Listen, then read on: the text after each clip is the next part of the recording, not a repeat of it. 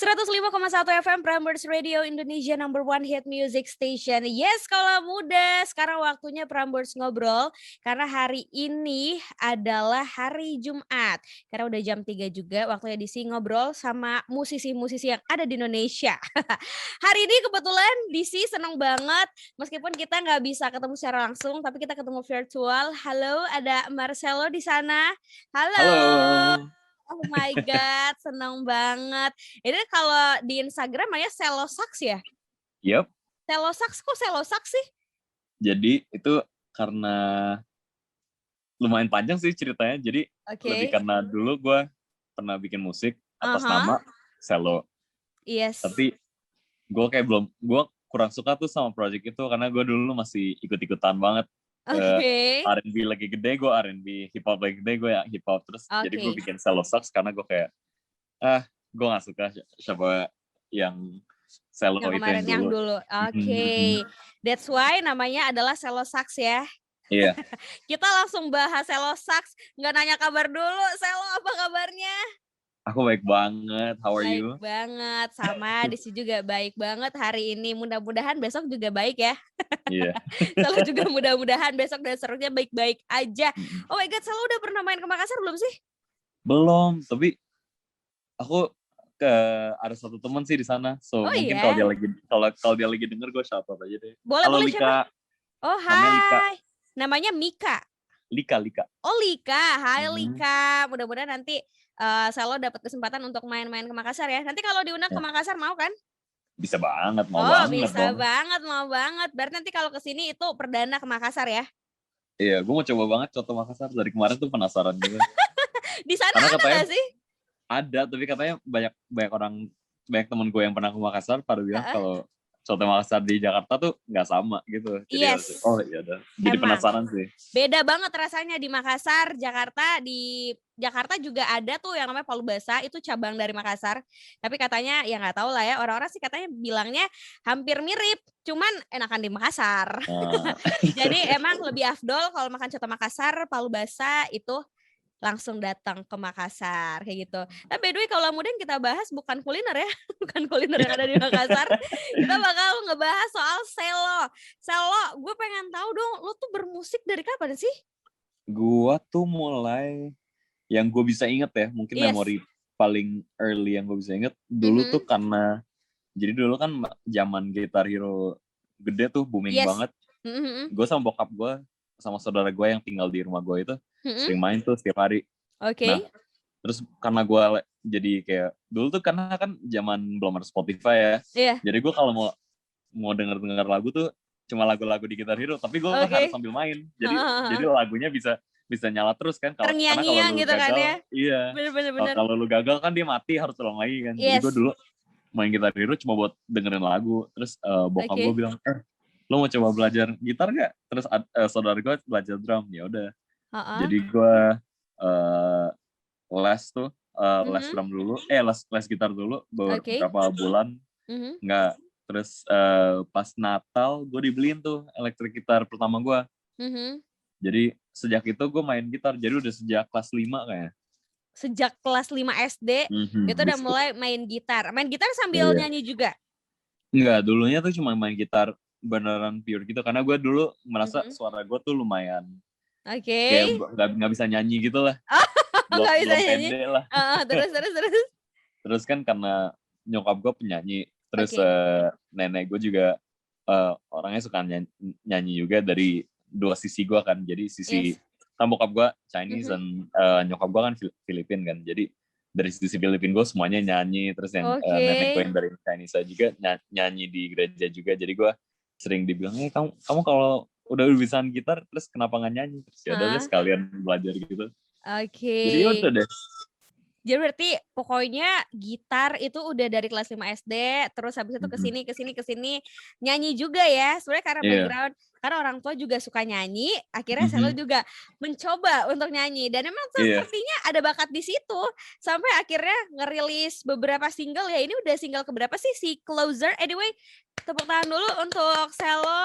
Ya ampun, kemarin habis ngerilis single ya di bulan Mei kalau nggak salah, si Closer. Closer ini adalah single keempat dari albumnya. Dari albumnya? Mhm. Oke, seru banget. Berarti dari main gitar, terus habis itu nyoba-nyoba untuk nyanyi, ke sini kayak semakin diasah gitu ya bakatnya. Iya. Gue yakin sih kemarin pada saat pandemi itu pasti produktif abis sih. Gimana gimana Enggak gimana juga gimana? sih, jadi Oh enggak, yang biasanya kan yang kayak gitu ya, nggak ngapa-ngapain di rumah. mungkin karena ada galaunya juga ya kan, jadi kan Oh, sebelum oke.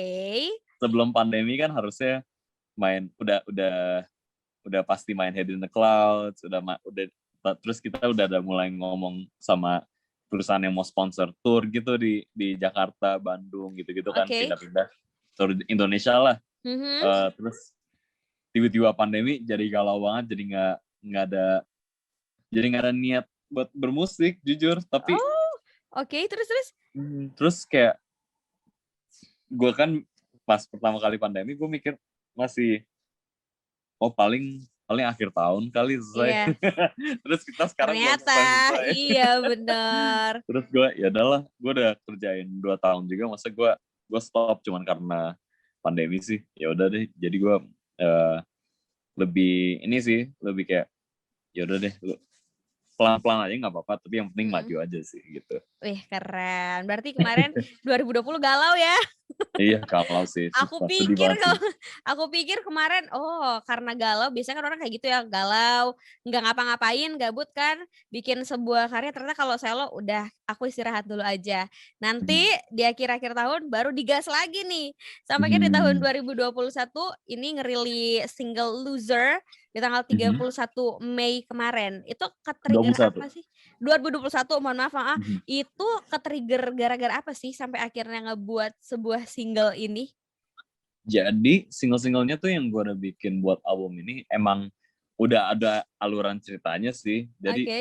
emang ini album yang bukan semacam yang lu dengerin ya lagu-lagu yang favorit, tapi lebih kayak lu kalau dengerin dari pertama sampai habis tuh emang flow-nya natural aja, enak aja didengar. Lu terus Oke. jadi bisa, karena tema albumnya itu sih lebih kepada kehidupan gue sendiri sih. Jadi melewati hambatan-hambatan yang gue harus lewati untuk menjadi musisi yang Mhm. independen ya.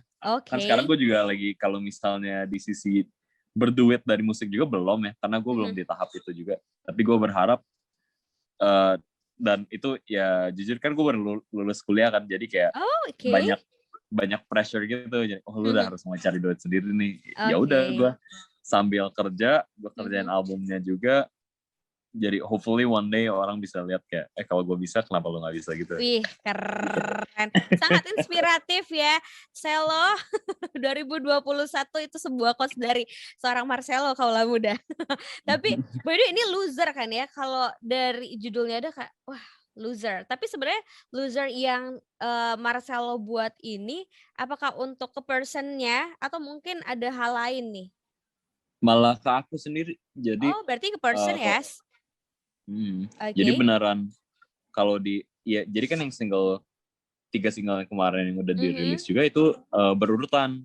Jadi Mhm. mulai dari 2010, Mhm. terus tiba ke Alone Again, ke Guitar Hero Type Beat, itu udah ada ceritanya. Dan lagu Loser ini lagu kelima. Jadi Oke. di albumnya, dan di tahap album Mhm. ini gue berciptakan kalau gue udah males nih galau-galauan terus. Gue males, Oke. gue nggak mau tuh kayak kehidupan gue tuh cuman cuman pura-pura seneng gitu. Gue Oke. nggak apa-apa sih gue sedih, tapi yang penting gue um, sadar diri sih, lebih kayak Mhm. gitu. Karena menurut gue self acceptance, kalau lu itu lagi ada masalah di kehidupan lu, baru bisa Mhm. lu maju gitu. Jadi gue Oke. yang masalah gue ya itu, gue tuh terpengaruh banget sama temen-temen. Mungkin bukan temen-temen juga sih, lebih Yes. kayak pengaruh sama faktor-faktor di luar gue ya. Lebih kayak mungkin orang juga yang di Mhm. lingkungan gue, tapi yang menurut gue attitude-nya salah. Tapi Oke. gue malah ikutin mereka. Bukannya Mmm. gue bukannya gue cari diri gue tuh Yes. siapa sih. Bad attitude gitu yes. Mhm. Heeh, terus terus? Jadi gue uh, udah memutuskan kalau gue mau cabut dari pertemanan yang menurut gue agak toksik gitu. Mhm. Ya mungkin buat mereka nggak toksik, tapi buat gue Gue ngerasa oke, gue nggak bisa berteman sama orang kayak gini, jadi gue bilang sorry, kita udah nggak temenan lagi, dan gue mau move on sama hidup gue mau maju, gue nggak mau ditahanin sama, karena menurut gue tuh lingkungan lama gue tuh terlalu pelan, mereka tuh mikirnya terlalu kecil, nggak mikir yang long term, open minded gitu lah ya. Iya, nggak mikirin kalau gimana ya, kayak gue lumayan ini ambisius, jadi dan menurut gue sih mimpi-mimpi mereka masih terlalu kecil buat gue, jadi dan gue jadi malah ikutan sama mereka gitu, jadi gitu. Oke. Wow, gue sampai yang kayak ya?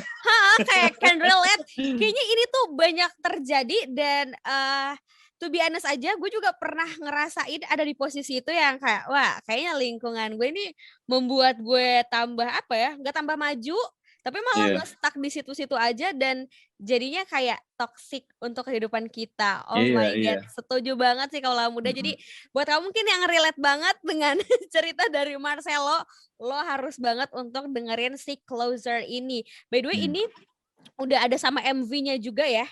Iya. Dan ini kalau udah fun fact-nya, si MV-nya ini bener-bener dikerjain sendiri ya, diedit sendiri. Karena kejar tayang. Itu kenapa seperti itu, Marcelo? Oke, maksudnya sendiri tuh sama teman-teman aku ya. Yes. Iya benar. Iya, jadi waktu itu tuh kita lagi makan di Blok M di Jakarta. Cuma makan aja, kayak lebih kayak, oh ya singlenya udah keluar nih, enak nih, udah bisa nyantai. Terus tiba-tiba salah satu teman gue tuh, Rashika, bilang kalau bikin MV lumayan nih kali ya. Terus gue bilang, emang kita ada budgetnya? Ya nggak usah pakai budget yang murah-murah aja. Terus kebetulan teman kita satu lagi namanya Rama, dia juga lagi di sana, dan dia emang baru beli lampu buat syuting gitu, lampu Godox dua pieces gitu yang emang gede. Terus dia bilang, yaudah yuk gas, ayo kita bikin aja. Terus gue mikir, aduh kok ya bakal stres juga akhirnya. Terus ya udah, jadi itu beneran Minggu kita ketemu, Wednesday kita pre-production meeting, Sabtu kita langsung syuting, Kamis gue edit, Jumat tayang. Wih, seru banget. Itu lo yang edit ya? Iya, kebetulan gue yang edit. Itu karena kejar tayang kayak gitu ya? Iya. Tapi makanya green screen-nya iya, makanya kita pilih juga pakai green screen, karena jadi ya udahlah, susahnya di editing, tapi at least kita nggak usah pindah-pindah kalau lagi syuting gitu kan. Cuman ya kalau jelek, kalau emang kelihatan nggak ada budget, emang karena nggak ada budget. Makanya gue pura-pura kayak ada budget kan. Iya, benar-benar ya apa adanya aja gitu kan ya. Iya. Itu berarti emang benar-benar hasil dari kita sendiri ya sih, kayak ada achievement buat diri sendiri. Wah ini nih di daerah malah gue bangga kayak, banget sih sama videonya. Gue bangga banget sama videonya. Seru kalau kayak gitu. Tapi ada gak sih kayak memorable moment gitu pas lagi ngerjain si MV ini? Karena menurut gue ini kayaknya wah keren banget, benar-benar kejar tayang nih. Satu aja deh momen yang gak bisa dilupain waktu produksian si MV-nya ini. Pas editing, jadi itu kan Kamis kita edit, karena besoknya Jumatnya udah harus kita upload. Nah pas Kamis itu harusnya teman gue tuh Stephanie, dia bilang yaudah deh, lu lagi kerja, gue editing offline-nya dulu deh. Jadi yang semuanya kecuali green screen-nya dia edit dulu. Jadi waktunya nggak kepake banget kan. Tiba-tiba dia ada meeting, nggak bisa. Jadi kita yaudah deh. Yaudah, nanti kita bertiga. Jadi aku, Rashika, dan Stephanie ini, dan juga nanti Rama dan teman kita lagi, Obed dari band Ringo Five, pada kumpul ke rumah pas di sini nih, beneran pas di depan gue. Oh, di situ gue yang pakai buat edit. Jadi kita edit sambil mereka komen, edit. Kita mulai tuh jam 12 malam, selesai jam 7 pagi. Terus gue udah kayak, udah selesai, ya udah gue tinggal schedule buat upload kan. Terus jam 11-nya gue ada vaksinasi. Kan gue udah minta cuti dari kerja kan karena vaksinasi. Udah gue selesai vaksinasi, udah capek, udah kayak ngantuk banget. Tiba-tiba, Selo, lu boleh masuk kantor gak? Aduh. Waduh. Ya ampun. Itu asli sih. Jadi hari itu sih beneran hektik banget sih. Yes, bener-bener. Baru tidur berapa? Nggak tahu sempet tidur atau enggak kalau kayak gitu ya. Enggak. Enggak sama sekali ya. cuma tidur di mobil pas lagi on the way ke tempat vaksinasinya. Oke, karena Cuma gitu, iya. itu vaksin pertama. Enggak, kedua, itu udah Itu kedua. vaksin kedua, oke. Karena orang kalau habis vaksin itu kayaknya ada reaksinya juga gitu kan ya. Ini udah nggak Iya, wah itu istirahat, ngantuk banget. vaksin, terus habis itu masuk kantor, wah boom. Tapi baik-baik Belum aja tidur kan? lagi. Makanya, tapi Apa? baik-baik aja kan waktu itu? Baik-baik Maksudnya aja kok, kondisinya, baik-baik aja. wah ternyata kaulah muda. Wah seperti itu ya, akhirnya jadilah sebuah MV. Jadi kayak judulnya MV Kejar Iya, Tayang ya. Tapi bener-bener ya iya. itu achievement banget untuk diri sendiri karena ternyata bangga gitu kan ya bisa nyelesain si MV ini meskipun dalam apa namanya situasi yang bener-bener genting banget, kejar tayang banget akhirnya bisa terselesaikan. Tapi by the way ini selain MV artwork-nya juga ada ya? Gue sedikit nggak terlalu paham dengan artwork-nya, itu boleh lo jelasin dikit gak sih? Jadi artwork-nya tuh gue kerjain dengan temen gue yang emang dia emang di Jakarta udah ditahu sama anak skena kalau dia tuh analog film fotografer yang emang beneran gitulah. Jadi namanya Chelsea Pearl. Jadi gue sama dia semacam kolaborasi sama lah, dan juga dengan stylist nama temen gue Timami. Dan itu juga sama kayak cuman kita aja yang kerjain fotonya, beneran foto cepet langsung jalan. Dan emang jadi tuh buat ini sekalian buat single-single yang kedepannya kan. Jadi itu tuh semua dan setiap foto tuh emang kan looknya beda. Itu toko-toko dari pas gua kecil tuh toko-toko yang gue inget lah dari pas masa kecil gue. Karena pas masih gue kan tinggal di daerah Chinatown-nya Jakarta kan. Gue lahir tuh di Jakarta Barat aslinya, walaupun sekarang gue tinggalnya di timur/pusat gitu. Lebih ke timur sih jujur ya. Tapi anak timur. Iya, jadi gue pas dulu lahir di Jakarta Barat, jadi kebetulannya lingkungan gue kan Chinese banget ya, masih deket Pancoran, Mangga 2, Mangga Besar, Pluit gitu-gitu. Jadi gue ya semua outfitnya tuh based on toko-toko yang gue lihat. Jadi kayak gue yang itu kebetulan kayak semacam kayak remix salaryman gitu yang pakai tas buat kerja gitu, terus pakai dasi dan pakai dasinya yang lebar-lebar gitu, jadi kayak kelihatan kuno gitu. Dan nanti ke depannya nanti kelihatan lagi. Kayak ada yang satu yang kayak pemilik toko gitu yang kayak yang kelihatannya agak kayak mafia gitu. Gitu-gitu sih. Macam-macam berarti ini tokoh-tokoh emang kayak dari orang-orang masa lalu yang pernah lo lihat gitu ya. Dari artwork ini. Ih seru banget Kaulah Muda. Kayak apa ya, gue ngedengar cerita lo tentang si Closer ini kayaknya bener-bener bermakna banget ya. Udah lagunya, terus based on true story, terus habis itu MV-nya Kejar Tayang, artwork-nya juga. Kayak menjadi satu kesatuan gitu gak sih? Tapi ini bukan cuma satu lagu, semua lagu tuh kayak gitu. Semua lagu ya? Bener, semua lagu tuh emang ada ceritanya dari sesi produksinya. Tapi menurut gue itu yang yang bikin album gue yang walaupun belum rilis ya, menurut gue udah spesial banget karena temen gue banyak yang nolong gue tuh beneran karena mereka percaya dengan seni gue dan percaya dengan musik gue. Mereka nggak ada ekspektasi buat itu gede atau kita beneran nggak expect buat lagunya blow up atau go viral gitu. Kita beneran cuma bikin karena ada cinta dalam seninya gitu aja sih. Keren banget.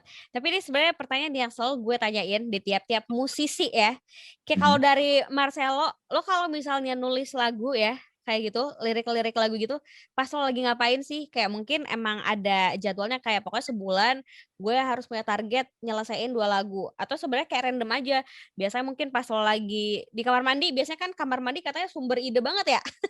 Katanya kalau lagi di kamar mandi tiba-tiba ada ide aja muncul. Tapi siapa tahu Marcelo ada tempat sendirinya, mungkin nongkrong di bawah pohon mungkin, atau pas lagi ngapain tiba-tiba kayak ada inspirasi untuk nulis-nulis lagu gitu. Biasanya surprisingly itu di mobil, karena kadang kalau gue lagi nyetir ke kantor, gue nggak nyalain lagu, jadi gue beneran ambil inspirationnya tuh dari luar, jadi beneran dari alam aja sih.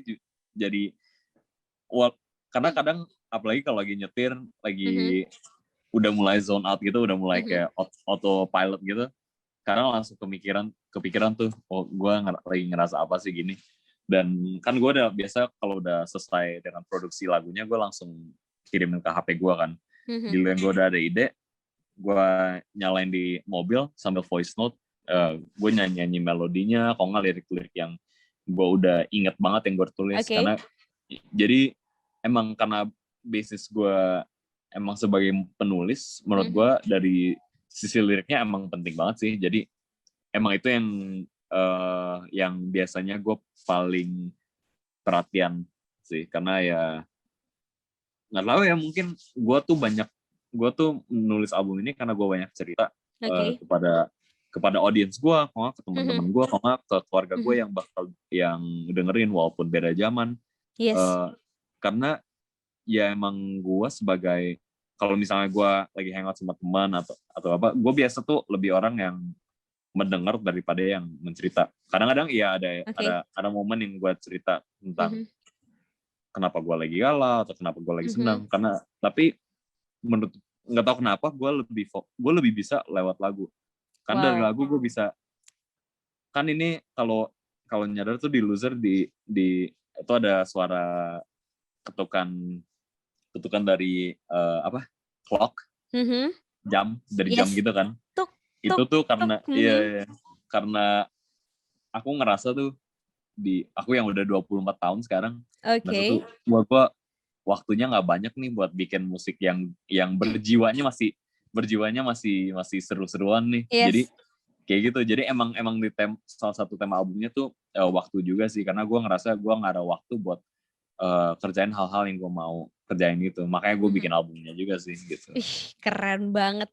Jadi sebenarnya kalau Selo sendiri adalah nulis karya-karya ya based on true story, kayak kenapa enggak, kayak why not gitu kan ya, cerita-cerita dalam kehidupan kita dituangkan gitu kan ya, dibagi untuk teman-teman yang dengerin, untuk siapapun yang dengerin karya-karya Selo ini. Jadi kayak oh oke, ternyata ada juga kayak musisi-musisi yang tuangin apapun yang ada atau mungkin yang terjadi di kehidupannya itu lewat sebuah karya, itu lewat lagu seperti Selo kan ya. Gila, keren. Jadi kayaknya kalau misalnya teman-teman pengen tahu, wih kehidupan Selo, ya udah dengerin lagu-lagu Selo aja nih. Jujur paling gampang sih gitu, kalau mau tahu keadaan gue lagi gimana, mendingan dengerin lagu aja. Dengerin lagunya Selo aja gitu kan ya. Total berarti udah ada 4 lagu ya Selo ya? Iya. Nanti 4 ini yang bakalan masuk ke dalam album yang akan datang? Yep, benar. Itu boleh dibocorin gak sih judulnya, terus isinya ada berapa banyak dari albumnya? Jadi judul albumnya namanya Down in the Dumps. Dia bakal ada 12 lagu. Front to back, emang ada ceritanya. Jadi kalau emang one day mau dengerin, saran gue dengerin dari track pertama sampai track terakhir. Walaupun udah rilis sebelumnya. Emang gue udah nulisnya seperti film lah menurut gue. Gue proses pembikinan lagu ini tuh seperti gue lagi bikin soundtrack kehidupan gue, buat untuk hidup gue sendiri gitu. Wih, keren banget. Berarti emang nyambung gitu ya dari track pertama sampai terakhir. Jadi kalau ini kayak kayak series gitu ya, tapi dalam bentuk lagu gitu. Jadi kalau misalnya emang pengen dengerin, harus dengerin dari track pertama sampai terakhir biar kayak jelas, Selo kayak gini ya ternyata kisah hidupnya. Orang-orang jadi langsung tahu gitu kan. Tapi selain album lagi, proyekan ke depan dari Selo Sax ini ada apa lagi nih? Belum kepikiran sih, tapi gue udah yang pasti sih gue udah gemes mau kerjain album kedua gitu. Udah gemes banget. Album pertamanya tinggal finishing touches-nya ya, yang tinggal lagu-lagu yang sisanya sebelum rilis September. Gue sih udah ngerasa, waduh, kan ini kan albumnya gitar heavy banget ya, lagunya emang gue nulis tuh pakai gitar gue sendiri karena gue mau kayak balik lagi ke historical gue ya, karena kan gue historinya kan emang main gitar ya dari kecil, jadi gue mau gitar semua. Tapi gue udah mulai gemes mau coba eksperimentasi dengan either instrumen lain, kalau nggak mungkin pola pikiran untuk menulis yang lain, karena di 2 tahun ini yang gue kerjain album ini, gue udah belajar banyak sih jujur. Dan gue kalau ini kan beneran album gue dari perspektif gue semua kan, lagunya nggak ada perspektif dari orang lain, nggak ada perspektif dari orang ketiga. Gue beneran nulis lagu ini dari perspektif gue, jadi gue mau explore menulis misalnya naskah yang gue ada tulis di sisi kata-kata gitu, gue menulis sebagai karakternya kayak gitu. Gue mau coba gitu di depannya sih, tapi yang pasti bukan buat album ini dan pasti udah bakal lama karena gue emang kerjanya emang agak kayak prosesnya agak goblok sih jujur. Aduh, mungkin lebih ke detail gitu kan ya prosesnya, kayak untuk menjadikan sebuah karya yang bagus banget itu emang kita juga butuh effort, ya nggak sih? Setuju nggak? Iya, Setuju kan? banget. Tepuk tangan dulu dong buat Cello Sax. Oh my god, thank you so much. Udah pengen lagi, emang udah nih kita main-main di Prambors Makassar, tinggal ditunggu aja bener-bener langsung datang ke Prambors Makassarnya ya. Pokoknya ditunggu untuk proyekan ke depan dari Cello Sax-nya. Coba dong yang terakhir nih ajakin kaula muda untuk dengerin lagu-lagunya Cello Sax. Kamu dengerin lagu-lagu gue di Spotify, Apple Music, dan DSP yang lainnya. Tinggal search Cello Sax, CELLOSUX, Instagram dan Twitter, Cello Sax juga. Dan sekali lagi, masih ada satu lagi. Gue cuma mau kasih tahu, get vaccinated. Wah, udah gitu aja sih, karena ya lagi parah sih. Oh my god, pokoknya terima kasih banyak Cello Sax, sukses selalu untuk Cello Sax. Ditunggu nanti main-main ke Prambors Makassar dan ditunggu juga untuk albumnya tahun ini ya. Ya, tahun ini kita tunggu saja kaula muda tanggal mainnya. Kalau begitu terima kasih banyak Cello Sax, terima kasih banyak juga kaula muda yang udah tune in sama-sama dari jam 3 sampai jam 4. Habis ini DC masih bakal temenin kamu sampai jam 5 sore. You better stay tune on DJ Show with DC.